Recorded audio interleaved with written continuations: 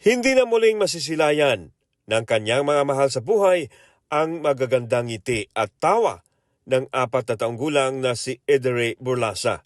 Nasawi si Edere sa sunog na sumiklab sa kanilang bahay sa Talisay, Cebu. Nalapnos naman ang kanang kamay ng kasama niya noong 6 na taong gulang na tiyuhin. Ayon sa lula ng 2 biktima, natutulog ang mga bata sa kwarto sa ikalawang palapag nang mangyari ang sunog. Wala noon ang ina ni Edere habang nagtitinda sa palengke ang kanyang lola. Ang kapitbahay ang unang nakapansin sa apoy, pero nahirapan daw silang pasukin ang kwarto dahil nakalak ito sa loob. Bisag kinsa wa may bisag unsa ang pagpati dili man gyud nila maabli. Mao to ang sliding ilang gi guba para makuha nilang bata. Nagkayo-kayo naman. Mao to ilang gisabayagan og tubig.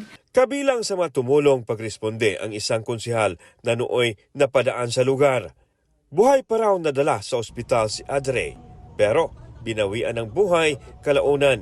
Nakita ginamo dito nga initially ang hinungdan jud nato ang initially ginamo na investigation nato ang katod yung clip-pan nga gi-clip sa bangko natagak sa sahog possible jud nga kato siya ni overheat unya naa siya sa mga sininaan